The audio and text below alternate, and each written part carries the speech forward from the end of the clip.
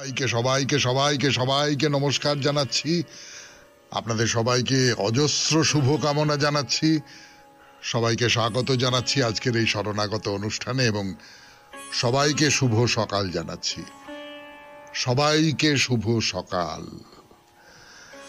আজকে তো রবিবার, সে তো বটেই। রবিবারের শরণাগত, অন্য রকমের শরণাগত, শ্রী চৈতন্যদেবের শরণাগত।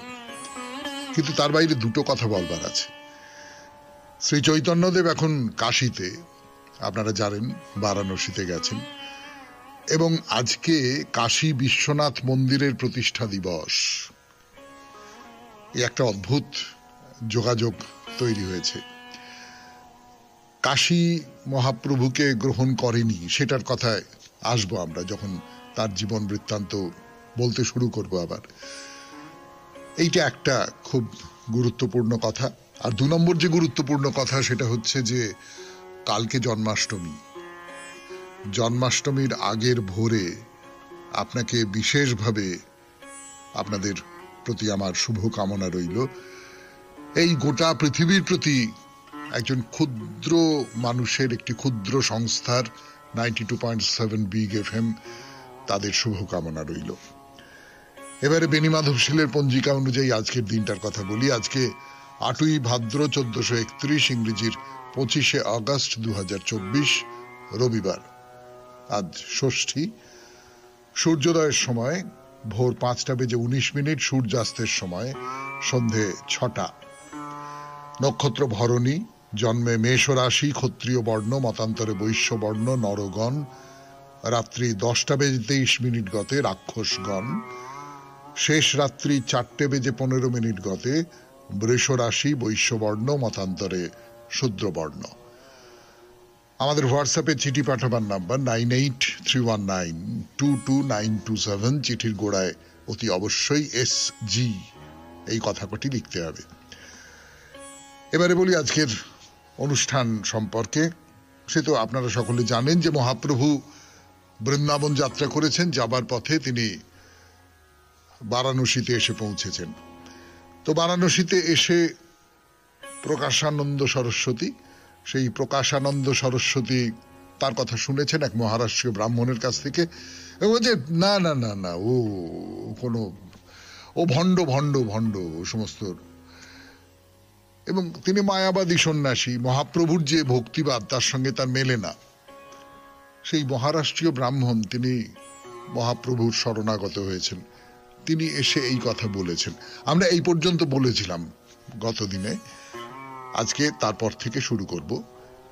এই হলো আমাদের আজকের অনুষ্ঠান সূচি বলতে যদি কিছু বোঝায় তাহলে তাই। তাহলে এখন একটু গান শুনি, গানের পর ফিরে আসছি। রবিবারের শরণাগত অনুষ্ঠানে মহাপ্রভু শ্রী চৈতন্যদেবের কথা বলতে বসেছি আমি, আপনাদের সৌমিত্র বসু, 92.7 বিগ FM এ শরণাগত অনুষ্ঠানে। এরপর ফিরে এলাম। 92.7 বিগ FM এ শরণাগত অনুষ্ঠান শুনছেন। রবিবারের শরণাগত। প্রকাশানন্দ সরস্বতী মহাপ্রভুকে একেবারে যাকে বলে প্রত্যাখ্যান করলেন। ও কিছু না, ও ভণ্ড ভণ্ড ভণ্ড, একেবারেই ভণ্ড, প্রতারক। চৈতন্য নাম নিয়ে ভক্তদের সঙ্গে মিশে দেশে দেশে নাচ গান করে বেড়ায়। ওর কথা ভেবো না বলে সেই প্রকাশানন্দ তিনি চৈতন্য চৈতন্য চৈতন্য নাম করলেন। চৈতন্য দেবের কথা নয়, চৈতন্যের কথা। কিন্তু কৃষ্ণ নাম একবারও করলেন না। আসলে মায়াবাদী দর্শনে রয়েছে ভগবান ষড় ঐশ্বর্যপূর্ণ, নিরাকার সচ্চিত আনন্দময় ভগবানকে জড় প্রাকৃত বস্তু বলে জ্ঞান করেন। যারা সে বিশ্বাস করেন না তারা অপরাধী হন। আর সেই অপরাধের কারণে, অপরাধ বোধের কারণে তারা ব্রহ্ম, আত্মা, চৈতন্য এই শব্দগুলো উচ্চারণ করা ছাড়া কৃষ্ণের নাম নিতে পারেন না। অথচ ভগবান নিজে নারদকে বলেছেন যে ভক্তরা যেখানে আমার নাম গান করে আমি সেখানেই থাকি। এটাই হচ্ছে কলির নারদীয় ভক্তি। এটা পদ্মপুরাণে আছে। তা ব্রাহ্মণ, সেই মহারাষ্ট্রীয় ব্রাহ্মণ যখন এসে মহাপ্রভুকে বলছেন যে প্রভু আপনার নাম পর্যন্ত নিল না, বলল যে না ও প্রতারক। মহাপ্রভু ব্রাহ্মণকে বলছেন যে জীবের মধ্যে নাম, দেহ, আত্মা সবটাই আলাদা আলাদা, কিন্তু ভগবান কৃষ্ণের দিব্য নাম, চিন্ময় দেহ বা বিগ্রহ, তার গুণ, তার লীলা, এমনকি তিনি নিজে স্বয়ং চিৎ বস্তু, সেই জন্য পরস্পরের মধ্যে কোনো ভেদ থাকতে পারে না। আর সমস্ত বস্তুই যখন অপ্রাকৃত জীবের, প্রাকৃত ইন্দ্রিয় দিয়ে তাকে কিভাবে অনুভব করা যাবে? কিন্তু জীবের মধ্যে যখন চরম ব্যাকুলতার সৃষ্টি হবে, ভক্ত নিজেকে তার শরণাগতি নিয়ে সর্বতোভাবে তার সেবায় যুক্ত হতে পারবে। তখনই ভক্তের বিশুদ্ধা ভক্তির প্রভাবে এই যে ভগবান, কৃপাময় ভগবান, তিনি আত্মপ্রকাশ করে ভক্তকে দর্শন দিতে পারেন। মহাপ্রভু বলছেন যে শ্রীকৃষ্ণের চরণে শরণাগতি নিয়ে সব সময় তার সেবার মধ্যে দিয়ে যখন একটা চূড়ান্ত জায়গায় পৌঁছানো যায়, তখন হৃদয়ের মধ্যে তার রূপ, গুণ, লীলা এই সমস্ত প্রকাশিত হয় এবং সমস্ত অন্তর জুড়ে বয়ে যায় হরে কৃষ্ণ প্রেমের রসমাধুরী। ভক্ত তখন কৃষ্ণ প্রেম রস আস্বাদন করে দিব্য আনন্দ লাভ করে। শুনছেন চৈতন্যদেবের কথা, মহাপ্রভুর কথা 92.7 বিগ এফএম এ শরণাগত অনুষ্ঠানে। আরো কথা বলবার জন্য ফিরে আসছি গানের পর। আমি আপনাদের সৌমিত্র বসু। 92.7 বিগ এফএম এ শরণাগত অনুষ্ঠানে এই যে প্রকাশানন্দ তিনি মহাপ্রভুকে অস্বীকার করলেন, সে তো হলো। তিনি কৃষ্ণ নামও করলেন না। প্রকাশানন্দ মহা অপরাধী, সেই জন্য তার মুখে কৃষ্ণ নাম আসে না। তো মহাপ্রভু খুব আক্ষেপ করে বলছেন, ভক্তিভাব বিক্রি করবার জন্য কাশিতে এসেছিলাম, তো গ্রাহক তো পেলাম না, বিক্রি হলো না, ফিরিয়ে নিয়ে যাচ্ছি। তাহলে এই একটা জায়গায়, এই কাশিতে মহাপ্রভু প্রতিহত হলেন। মানে এর আগে যেখানেই তিনি গেছেন সেখানেই কোনো কোনো জায়গায় হয়তো তার বিরুদ্ধাচরণ করেছে কেউ লোক, তারপর তিনি তাকে ভালোবাসা দিয়ে, প্রেম দিয়ে, কৃষ্ণ নাম দিয়ে জয় করে নিয়েছেন। এইখানে পারলেন না। তিনি জানতেন যে কাশী হচ্ছে মায়াবাদীদের জায়গা, তবু সেখানে ভক্তিভাব বিতরণের ইচ্ছে ছিল, তার বাসনা ছিল। তিনি চেয়েছিলেন সেখানে কৃষ্ণ নাম প্রচার করতে, মানুষের কাছে প্রেম ভক্তির কথা শোনাতে, কিন্তু পারলেন না। অনেক আশা নিয়ে এসেছিলেন, কিন্তু শেষ পর্যন্ত তার কথা মানুষ গ্রহণ করল না। কাশীর যে মানুষ, তারা গ্রহণ করল না, কেউ একটুও গ্রহণ করল না। যাই হোক, পরের দিন ভোরবেলা তপন মিশ্র, চন্দ্রশেখর আর সেই মহারাষ্ট্রীয় ব্রাহ্মণকে নিয়ে তিনি কাশী ত্যাগ করে চলে গেলেন। 4 দিন কাশীতে ছিলেন। দুঃখের অভিজ্ঞতা নিয়েই তিনি মথুরার দিকে যাত্রা করলেন। তো খানিকটা পথ এগিয়ে এই যে 3 সঙ্গী, তপন মিশ্র, চন্দ্রশেখর আর মহারাষ্ট্রীয় সেই ব্রাহ্মণ, তাদের কাছ থেকে বিদায় নিয়ে, ওই সঙ্গে বলভদ্র ছিলেন, তার সঙ্গে ওই যে ভৃত্যটি ছিল, তাদের নিয়ে প্রয়াগ তীর্থে এসে পৌঁছলেন। প্রয়াগ, গঙ্গা যমুনার সংযোগ স্থলে এই প্রয়াগ তীর্থ। 92.7 বিগ এফএম এ শুনছেন রবিবারের শরণাগত। আমি আছি আপনাদের সঙ্গে, আপনাদের সৌমিত্র বসু। ফিরে আসছি গানের পর। আলাদা করে কিছু বলবার নেই। 12 বছর অন্তর মাঘ মাসে এখানে এই প্রয়াগে কুম্ভ মেলা হয় এবং এটা বহুদিন ধরে চলে আসছে। মানে রাজা হর্ষবর্ধনের সময় থেকে এটা চলে আসছে। আর কুম্ভ মেলায় প্রয়াগ তীর্থে যে কি হয় সে তো আপনারা সকলে খুব ভালো করে জানেন, খবরের কাগজে দেখেন, টেলিভিশনে দেখেন। সে একেবারে সারা দেশ থেকে, বিদেশ থেকে অজস্র তীর্থযাত্রী, সাধু সন্ন্যাসী, তারা সবাই মিলে একসঙ্গে এসে সে একটা বিরাট মিলন ক্ষেত্র তৈরি হয় এবং সেখানে এই সঙ্গমে স্নান করতে হয়। তা মহাপ্রভু সঙ্গমে স্নান করলেন, অক্ষয় বট দর্শন করলেন, বেণী মাধব দর্শন করলেন। তারপরে যমুনার তীরে দাঁড়িয়ে তিনি কীর্তন করছেন। দৃশ্যটা ভাবুন, চারপাশে অজস্র সাধু সন্ন্যাসীতে প্রয়াগ তীর্থ ভরে আছে, তার মধ্যে যমুনার ধারে দাঁড়িয়ে দাঁড়িয়ে সেই দিব্যকান্তি মহাপ্রভু তিনি কীর্তন করছেন। কীর্তন করতে করতে করতে করতে একসময় ভাব জেগেছে মনের মধ্যে, আবিষ্ট হয়ে গেছেন। তো যমুনা বয়ে চলেছে, সেই যমুনার জলে যেন কৃষ্ণকে দেখতে পেলেন। কৃষ্ণকে দেখতে পেয়ে কৃষ্ণ বলে পাগলের মতো যমুনার জলে ঝাঁপ দিয়ে পড়লেন। যমুনার জল, খরস্রোতা জল, বলভদ্র লাফিয়ে পড়লেন সেই যমুনার জলে, কোন রকমে টেনে তাকে উদ্ধার করলেন। 3 দিন প্রয়াগে ছিলেন তিনি। এই 3 দিন শুধু কৃষ্ণ নাম, শুধু কৃষ্ণ নাম, শুধু কৃষ্ণ নাম। প্রয়াগ ছেড়ে যমুনার তীর ধরে ধরে ধরে ধরে মথুরার পথে যাচ্ছেন। এখন আর অন্য কোনো দিকে তার মন নেই। একেবারে চোখ থেকে অনর্গল জল ঝরে পড়ছে, খালি কৃষ্ণ কৃষ্ণ কৃষ্ণ কৃষ্ণ কৃষ্ণ কৃষ্ণ কৃষ্ণ কৃষ্ণ, হরে কৃষ্ণ কৃষ্ণ কৃষ্ণ হরে হরে, হরে রাম রাম রাম হরে হরে করতে করতে গ্রামের পর গ্রাম পার হয়ে যাচ্ছেন। আর অজস্র মানুষ চারপাশ থেকে তার সঙ্গী হয়ে এগিয়ে যাচ্ছে। আমরা তো এরকম দৃশ্য দেখেছি, বহুবার দেখেছি। যখনই তিনি কোনো না কোনো জায়গায় যাচ্ছেন, তাকে দেখে কত কৃষ্ণ ভক্ত পরিজন তার অনুগামী হয়ে যাচ্ছেন। একেবারে প্রেমের বন্যায় যেন ভেসে যাচ্ছে সবকিছু। এগিয়ে চলেছেন মহাপ্রভু। আগ্রার কাছে যমুনা পার হয়ে পরশুরামের স্মৃতি বিজড়িত রেণুকার পাশ দিয়ে আরো এগিয়ে চলেছেন। যমুনার তীরে রাজগ্রাম পৌঁছে সেখান থেকে গোকুলের দর্শন পাওয়া গেল। মথুরার ভূমিতে পা রেখে খুব তাড়াতাড়ি হাঁটছেন, তাড়াতাড়ি। সামনেই মথুরা, কৃষ্ণস্থলী, শ্রীকৃষ্ণের জন্মস্থান। নিজেকে বসে রাখতে পারছেন না, চলার গতি কিরকম এলোমেলো এলোমেলো পা ফেলছেন।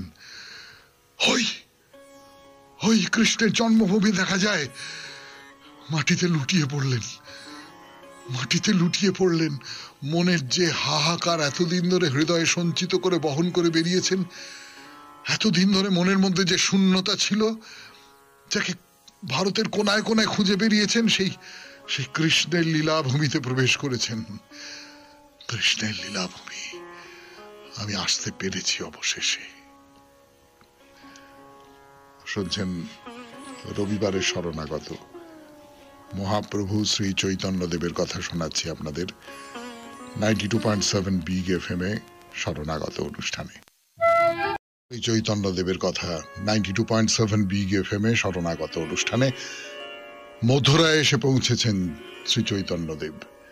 সেই মথুরা, মাটিতে পড়ে গেছেন, পড়ে গিয়ে চারপাশে খুঁজছেন, কোথায় কোথায় কোথায় তিনি। সেই গুঞ্জ মালাধারী পীতাম্বর পরিহিত বংশীবদন, আমার প্রাণের দেবতা কোথায়, কোথায় আমার কৃষ্ণ কই, আমার কৃষ্ণ কই, বারবার অজ্ঞান হয়ে যাচ্ছেন। এই মথুরা খণ্ড নিয়ে দুটো কথা বলি আপনাদের। মথুরা খণ্ড হচ্ছে নিত্যধাম।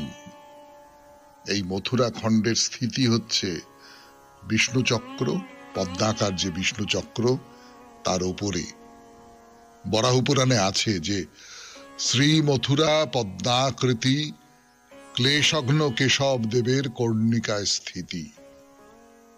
এই যে পদ্ম, যার উপরে মথুরা অবস্থিত, তার পশ্চিম দিকে গোবর্ধনে রয়েছেন হরিদেব মহাদেব।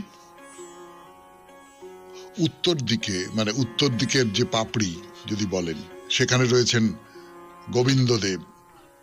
পূব দিকে রয়েছেন ভগবান বিশ্রান্তি দেব, আর দক্ষিণ দিকে রয়েছেন বরাহদেব। এই মথুরার কথা রামায়ণের উত্তরকাণ্ডে আছে। কি আছে? রামচন্দ্র লঙ্কা জয় করে অযোধ্যায় ফিরে এসে সিংহাসনে বসেছেন, দেশে শান্তি প্রতিষ্ঠায় মন দিয়েছেন।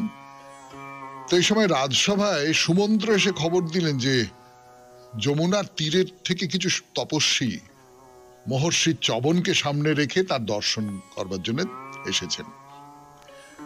তো রামচন্দ্র বলেন, দ্রুত তাদের কাছে চলে গেলেন, এসে বললেন আসুন আসুন আসুন আসুন আসুন আসুন বলে তাদের যা যা সম্মান দেবার কথা সেই সমস্ত সম্মান দিয়ে তাদের রাজসভায় নিয়ে এলেন।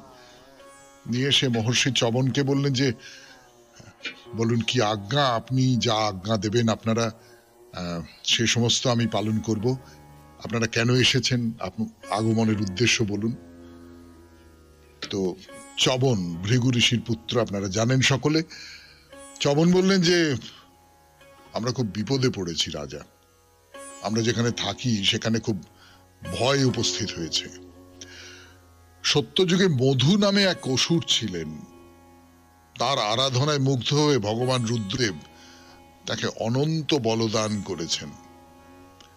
তো সেই যে অসুর মধু, সে তো মরে গেছে, তার ছেলে লবণ রাজা হয়েছে। সে অত্যন্ত দুর্বিনীত, ভয়ঙ্কর পাপী, এবং রাজা হওয়ার সঙ্গে সঙ্গে সে কাছাকাছি যে সমস্ত মানুষজন আছে, বিশেষ করে তাপস যারা আছে, মুনি ঋষি যারা আছে, তাদের উপর ভয়ঙ্কর অত্যাচার শুরু করেছে।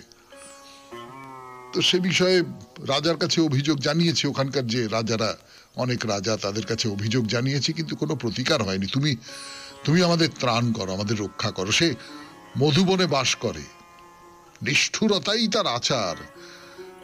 আমরা সকলেই খুব ভয়ে ভয়ে, খুব বিপদাপন্ন হয়ে আছি।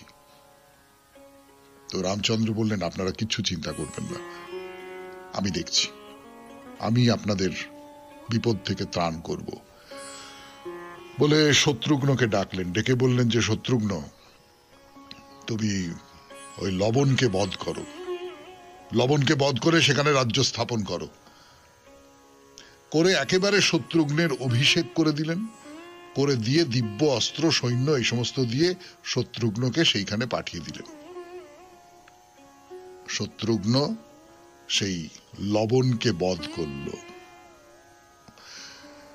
92.7 বিগ FM এ শরণাগত অনুষ্ঠানে শুনছেন মহাপ্রভুর কথা।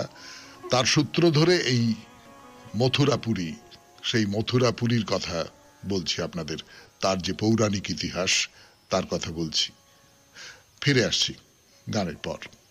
92.7 বিগ FM এর রবিবারের শরণাগত অনুষ্ঠানে ওই যে মধুপুরী, শত্রুঘ্ন সেই মধুপুরীতে লবণকে বধ করে সেখানে নগর স্থাপন করলেন। 12 বছর সেখানে বাস করেছিলেন। এই মধুপুরী হচ্ছে আজকের মথুরা। তারপরে শত্রুঘ্ন সুরসেনের হাতে মথুরার রাজ্যভার অর্পণ করেছিলেন, এবং সম্ভবত তার নামেই এই মথুরা যে অঞ্চলটা, সেটা সুরসেন নগরী বলে পরিচিত হয়। তা যমুনার পূব দিকে অবস্থিত সুরসেন নগরী, ওই যমুনার নদীর খাত পাল্টে গেল, ফলে সুরসেন বিলুপ্ত হয়ে গেল। এখনকার বিজন অরণ্যে আচ্ছাদিত যে মধুবন, সেই মধুবন ওই সুরসেন নগরীর উপর দাঁড়িয়ে রয়েছে। যখন যাদবরা রাজা, তখন যমুনার পশ্চিম পাড়ে মথুরা মণ্ডলের রাজধানী নতুন করে গড়ে ওঠে। সে অনেক কাল আগের কথা, মানে যীশুখ্রিস্ট জন্মাবার 1500 থেকে যীশুখ্রিস্ট জন্মাবার 900 বছর আগেকার কথা। তখন সুরসেনের ছেলে বসুদেব আর উগ্রসেনের মেয়ে দেবকী, তাদের গর্ভে ভগবান কৃষ্ণ এখানে জন্মগ্রহণ করলেন। তিনিও তার আত্মীয় পরিজনদের নিয়ে এই মথুরা এবং তার আশপাশের অঞ্চলেই বাস করতেন। তো রাজা কংসের মৃত্যু হলো, সেসব কথা আপনারা জানেন। তো বারবার জরাসন্ধ আক্রমণ করছে, অত্যাচার করছে। কৃষ্ণ মথুরা ছেড়ে দ্বারকায় চলে গেলেন, সেখানে রাজধানী তৈরি করলেন। কুরুক্ষেত্রের যুদ্ধ শেষ হয়ে গেলে শ্রীকৃষ্ণ তার নাতি বজ্রনাভকে মথুরায় পাঠিয়ে নিজে দ্বারকায় চলে গেলেন। সেখানে 36 বছর পর প্রভাস তীর্থে তিনি দেহত্যাগ করলেন। তার এই লীলা অবসানের পরে পাণ্ডুপুত্ররা মহাপ্রস্থানে যাবার আগে রাজা যুধিষ্ঠির সুভদ্রার অভিভাবকত্বে পরীক্ষিতকে রাজপদে অভিষিক্ত করে হস্তিনাপুরের সিংহাসনে বসালেন, এবং অনিরুদ্ধের পুত্র শ্রীকৃষ্ণের প্রপৌত্র বজ্রনাভকে বললেন যে তুমি সুরসেন নগরের শাসন ভার গ্রহণ করো। তো সেই বজ্রনাভ অনেক দেব দেউল বিগ্রহ প্রতিষ্ঠা করেছিলেন। ব্রজমণ্ডলে 8টি মূর্তি স্থাপিত হয়েছিল, কৃষ্ণের 8টি মূর্তি। সেগুলো হচ্ছে হরিদেব, বলদেব, কেশবদেব, গোবিন্দদেব, শ্রীনাথ, গোপীনাথ, গোপাল, মদন গোপাল।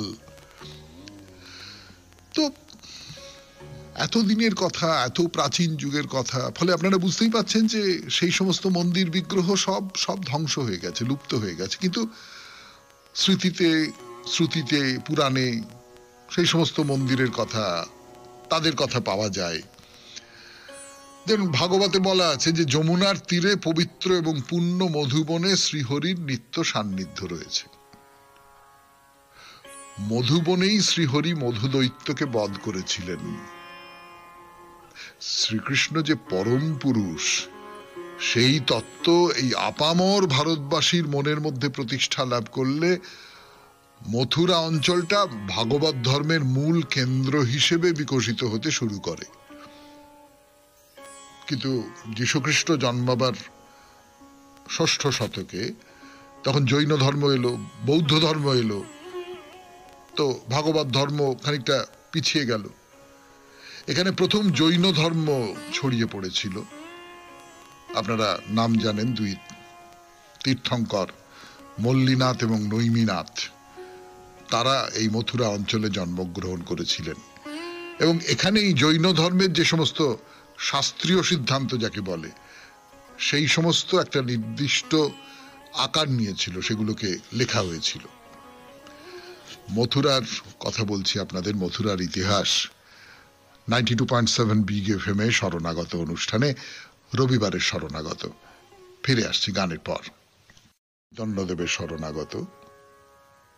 সেই চৈতন্যদেবের কথা বলতে বলতে চৈতন্যদেব চলে এসেছেন মথুরায়।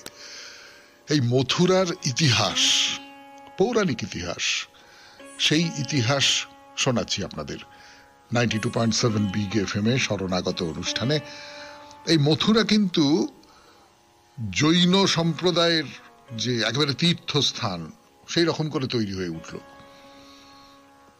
তো ইতিহাসের এলাকায় প্রবেশ করেছি আমরা।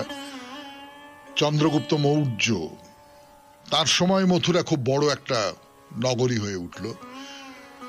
খ্রিস্টপূর্ব 4র্থ শতাব্দীতে মেগাস্থিনিস ভারত ভ্রমণ করে সেখানে মথুরাকে সুরসেনের প্রধান নগরী বলে উল্লেখ করেছেন।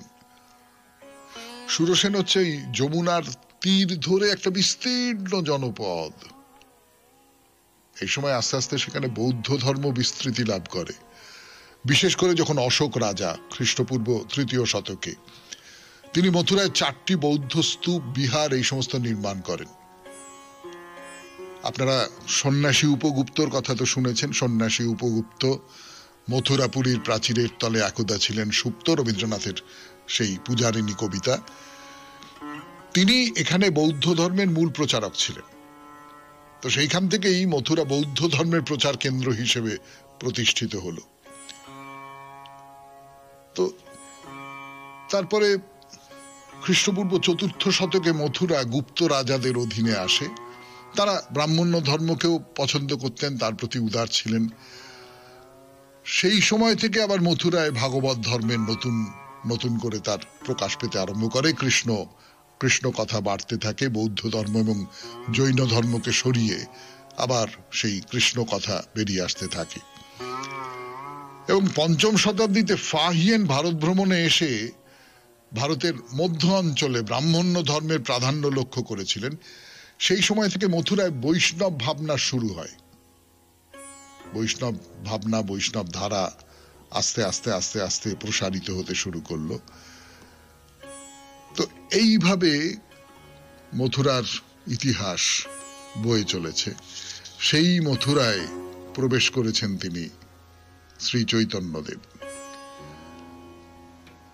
92.7 বিগ এফএম এ শরণাগত অনুষ্ঠানে মথুরার ইতিহাস শেষ করে এইবারে আমরা চলে আসব শ্রী চৈতন্যদেবের কথায় আবার গানের পর। উত্তরিলা গোপী ভাবাবেশে আত্মবিস্মরণ হইলা, কাহা কানু কাহা তারে পাং, বিচ্ছেদ অনলে পোড়া পরাণ জুড়াং। মহাপ্রভু মথুরায় এসে পৌঁছেছেন। সে হলো 1515 খ্রিস্টাব্দ, অগ্রহায়ণ মাস। তা মথুরায় প্রবেশ করে নানান পদের কৃষ্ণ গান গাইতে গাইতে গাইতে গাইতে তো যমুনার সবচেয়ে বড় যে ঘাট, বিশ্রাম ঘাট, সেইখানে গিয়ে স্নান করলেন। এই বিশ্রাম ঘাট পুরাণে বলছে যে এইখানেই ভগবান শ্রীকৃষ্ণ কংসবধের পরে এসে বিশ্রাম নিয়েছিলেন, তাই এর নাম বিশ্রাম ঘাট। মহাপ্রভু সেখানে বসে বিশ্রাম নিচ্ছেন আর গান গাইছেন। গান, তার ওই রূপ, তার মধুর গান, এই সমস্ত শুনে একেবারে কত কত কত মানুষ সেখানে শুধু তাকে দেখবার জন্য সমবেত হয়েছেন।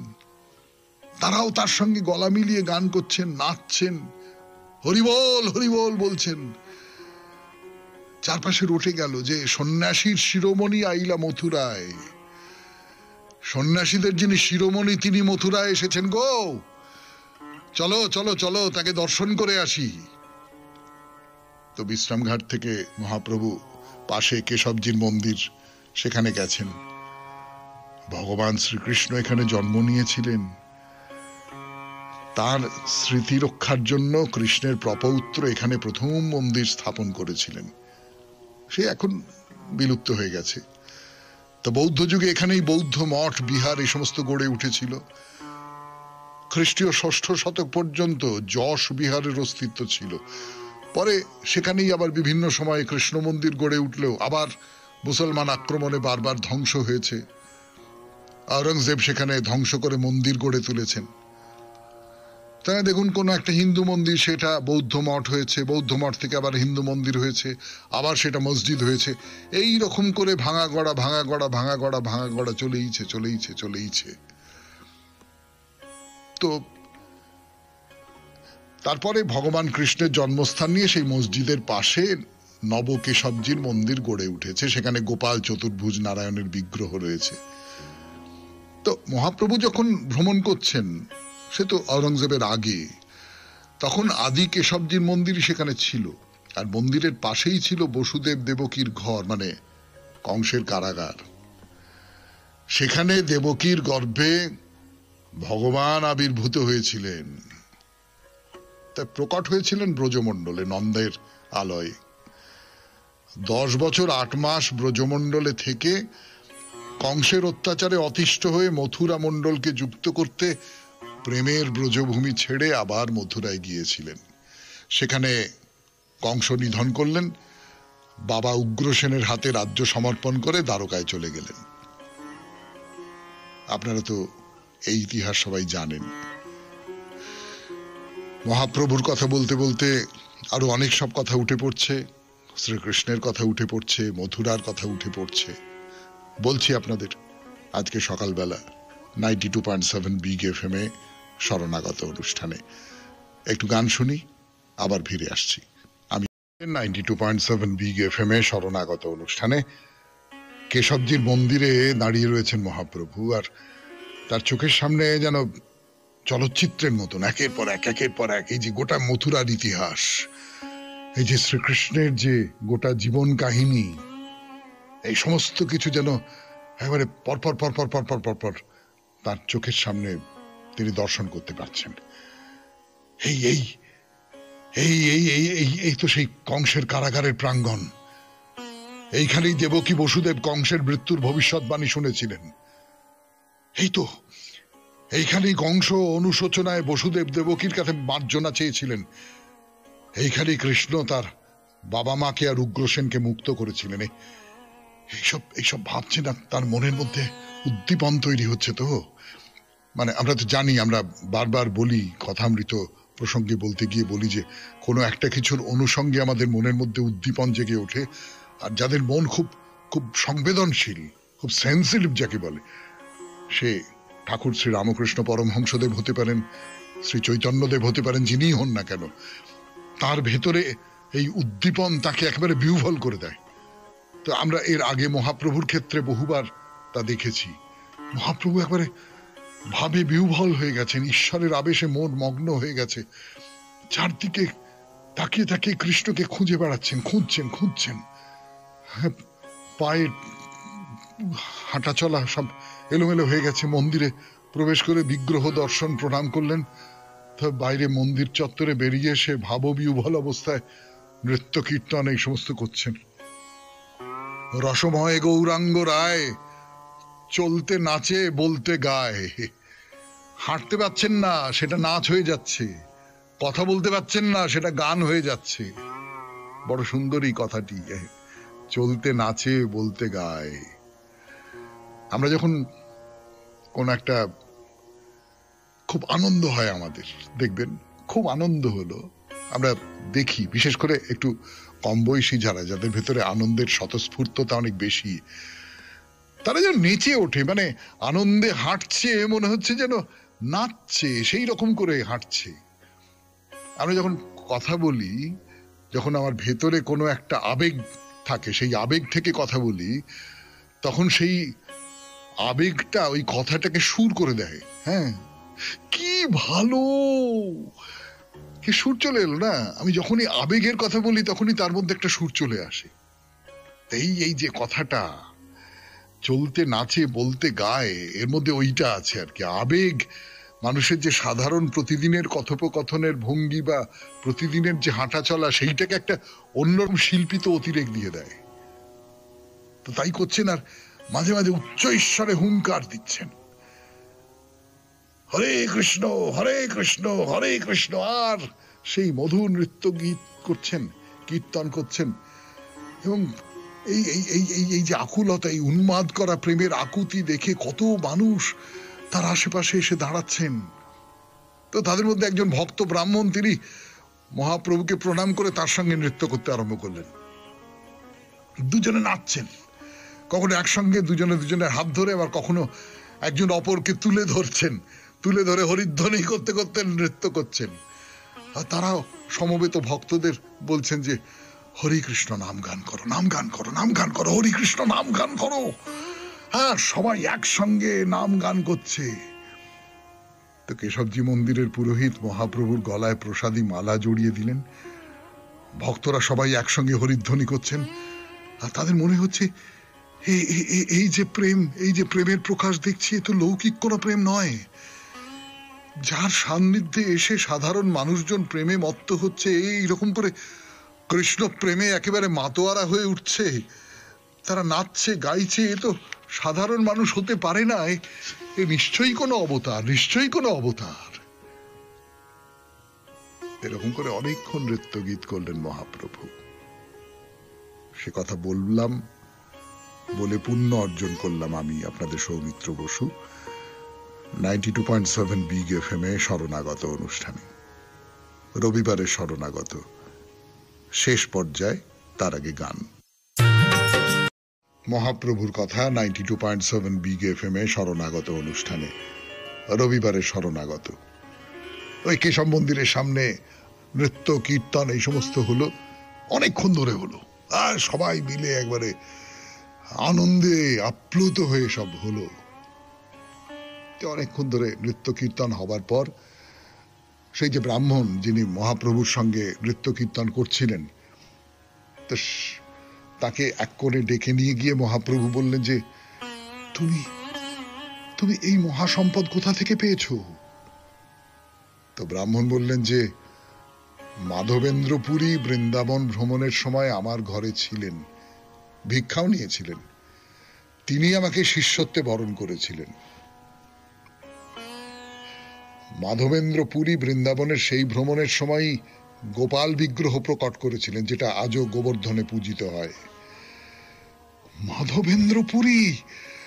মাধবেন্দ্রপুরীর নাম শোনা মাত্র মহাপ্রভু একবারে আনন্দে বিহ্বল হয়ে পড়লেন, এবং তুমি ব্রাহ্মণ, তার শিষ্য, তার পায়ে লুটিয়ে পড়লেন।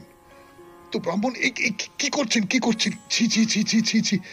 ব্রাহ্মণের সঙ্গে সঙ্গে মহাপ্রভুর চরণে উপুড় হয়ে পড়লেন। মহাপ্রভু বললেন, না না না না, তুমি এমন করো না, তুমি এমন করো না, তুমি আমার গুরু, তুমি আমার গুরু হয়ে শিষ্যকে প্রণাম করতে নেই। ব্রাহ্মণ তার কথা শুনে অবাক হয়ে বললেন, তুমি তো সন্ন্যাসী, তুমি এমন কথা বলছো কেন? তোমার মধ্যে এই যে কৃষ্ণের প্রেমাবেশ, সেটা দেখেই আমি বুঝতে পেরেছি তুমি মাধবেন্দ্রপুরীর সঙ্গে তোমার কোনো একটা সম্পর্ক আছে। তো বলদেব মহাপ্রভুর সঙ্গে ছিলেন, আপনারা জানেন। তো তিনি তখন বললেন যে মহাপ্রভুর সঙ্গে মাধবেন্দ্র পুরীর কি সম্পর্ক। আর সেই শুনে ব্রাহ্মণের কি উল্লাস! তুমি তুমি আমার গৃহে চলো, আমার গৃহে চলো, তুমি আমার গৃহে চলো, আমি তোমাকে ভিক্ষা দিতে চাই, এসো এসো এসো, তুমি আমার গৃহে এসো। মহাপ্রভু তার সঙ্গে চলে গেলেন। ব্রাহ্মণ নিজের হাতে সমস্ত জোগাড় করে নিয়ে এলেন, বলভদ্রকে বললেন যে তুমি তুমি রান্না করে দাও। তো মহাপ্রভু বললেন, না না না না না, ও ও কেন রান্না করবে? তুমি মাধবেন্দ্র পুরীকে ভিক্ষা দিয়েছো, তুমি আমাকে ভিক্ষা দাও। তো ব্রাহ্মণ বললেন যে না, আমি সুবর্ণ বণিক সম্প্রদায়ের ব্রাহ্মণ, তো মানে ওই বৃত্তিগতভাবে তাদের সঙ্গে যুক্ত আছি, সেই জন্যে আমি পতিত ব্রাহ্মণ, আমার তো সন্ন্যাসীদের ভিক্ষা দেবার অধিকার নেই। তো মহাপ্রভু বললেন, তুমি মাধবেন্দ্র পুরীর শিষ্য, মাধবেন্দ্র পুরী তোমার কাছ থেকে ভিক্ষা নিয়েছেন, তুমি শুদ্ধ ভক্ত, শুদ্ধ ভক্ত, আমি তোমার কাছ থেকে ভিক্ষা নেব, আর কারুর কাছ থেকে নেব না, তোমার কাছ থেকে। তো ব্রাহ্মণের তো সংকোচ দূর হয় না, বললেন যে আমি জানি তুমি সাক্ষাৎ ঈশ্বর, তুমি সমস্ত রকম বিধিনিষেধের ঊর্ধ্বে, কিন্তু একটা কথা বলি, তোমার এইরকম আচরণ দেখে যারা যারা শাস্ত্র মানে না সেই সমস্ত মানুষ তো তোমার নিন্দে করবে, সেটা আমি সহ্য করতে পারবো না। মহাপ্রভু বললেন, শ্রুতি স্মৃতি তারাও তো সব বিষয়ে একমত নন, ঋষিরাও তো নানান রকমের মত প্রচার করেন। ঋষিরা যদি নিজের নিজের মতাদর্শ ভিন্নভাবে প্রচার না করেন তাহলে তো তারা ঋষি হবেন না। আবার এরাই যখন অদ্বয় জ্ঞান ও তত্ত্বে প্রবেশ করেন তখন আর তাদের মতের মধ্যে কোনো তফাৎ থাকে না। সাধুদের মধ্যে দিয়েই ধর্মের প্রতিষ্ঠা হয়। মাধবেন্দ্র পুরীর আচরণ সমস্ত ধর্মের সার। আমি তোমাকে বলি, তর্ক দিয়ে তত্ত্বের নিরূপণ হয় না। নানান মুনির নানান মত, এ তো আমরা জানি। ধর্মের তত্ত্ব গুহায় নিবদ্ধ থাকে। বিখ্যাত সাধুরা বা বহুজন যে পথে গেছেন সেটাই প্রকৃত পথ। কাজে তুমি সংকোচ করো না, তুমি আমাকে ভিক্ষা দাও। ব্রাহ্মণ মহাপ্রভুকে ভিক্ষা দিলেন। আজকের মতো শেষ করি। রবিবারের শরণাগত 92.7 বিগ FM এ আমি আছি আপনাদের সঙ্গে, আপনাদের সৌমিত্র বসু। আমাদের হোয়াটসঅ্যাপে চিঠি পাঠাবার নাম্বার 9831922927। চিঠির গোড়ায় অতি অবশ্যই SG লিখতে হবে। আর কি, সবাই ভালো থাকবেন, আনন্দে থাকবেন। নমস্কার। সবাইকে সবাইকে সবাইকে সবাইকে নমস্কার জানাচ্ছি। আপনাদের সবাইকে অজস্র